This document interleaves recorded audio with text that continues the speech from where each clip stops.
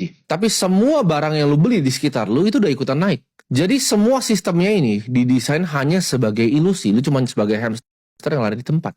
Lu disuruh nabung, ya kan? Atau dibikinin hashtag, yuk nabung saham. Lu nabung saham selama 5 tahun, malah sahamnya rugi. Jadi lu udah tadi, ya kan, pertama lu udah cari S1, ya lu udah keluar duit dulu, orang tua lu udah keluar duit, buat lu dapat jaminan pekerjaan, yang lu dapetnya sulit banget.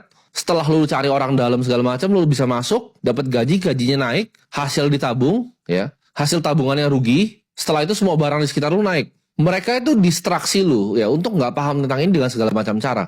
Mereka kasih di depan kalian, di algoritma tuh ditampilin paling depan, ya. Kalau lu lihat YouTube Indonesia trending, lu akan lihat semua isinya adalah konten entertain. Karena itu adalah yang di-push, ya, agendanya oleh mereka. Kalau lu nggak bangun sekarang, lu akan kedip, dan nanti 20 tahun tuh udah jalan. Dan lu akan lari di tempat yang sama. Padahal lu udah kerja keras, lu udah nabung, lu udah lakuin semuanya. Tapi lu akan berada di titik persis sama seperti sekarang. Uang itu bukan seperti apa yang lu pikirin. Uang itu bukan cuma sekedar gua ngomong di sini kerja keras. Tukang sapu di bawah kerja keras lebih dari gua. Uang itu bukan cuma tentang nabung kadang. Dan juga bukan hanya tentang kepintaran. Uang itu tentang kontrol. Ya, jadi orang yang kaya itu, teman-teman gua yang kaya itu nggak kerja 9 sampai 5. Ya, kadang bisa lebih, kadang bisa kurang. Mereka itu ciptakan sistem. Orang yang jadi kaya itu tidak pernah ikutin aturan main gamenya yang diajarin ke kalian. Sekolah, ya, cari kerja, habis itu nabung. Gak ada gua melihat satupun di bumi ini yang benar-benar kaya. Cuma dari ikutin 3 itu. Yang kaya adalah mereka yang punya sistemnya, ya. Mereka yang bikin sistemnya. Mereka yang bikin aturan mainnya sendiri. Mereka yang ciptain gamenya. Mereka adalah orang yang nggak play by the rules. Mereka bukan orang yang ngikut aturan. Mereka yang ngakalin aturan-aturan yang ada.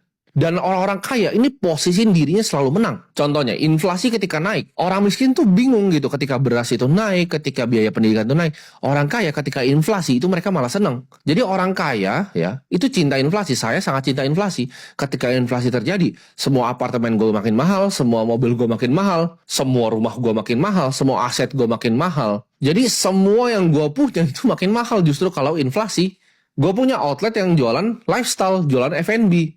Makanan di situ tambah mahal ketika inflasi itu naik. Jadi semuanya sama-sama, ya. Ketika inflasi terjadi justru gue tambah kaya. Itu adalah orang yang mainin aturannya. Lu perhatiin, ya. Ketika misalnya gue ngomong kripto, Bitcoin di sini. Ketika Bitcoin jatuh, ketika saham jatuh, orang lain tuh pusing, ya.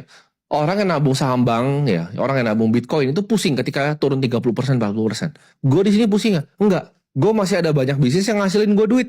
Orang kaya itu desain hidupnya. Ketika semua sistemnya itu mau coba ngakalin dia ngakalin sistemnya. Ketika inflasi itu bunuh semua orang, inflasi bikin gue tambah kaya. Ketika Bitcoin turun, gue punya bisnis ngasilin uang yang gue bisa top up lagi Bitcoinnya. Ketika orang bilang, oh ekonomi lagi turun, coba lu datang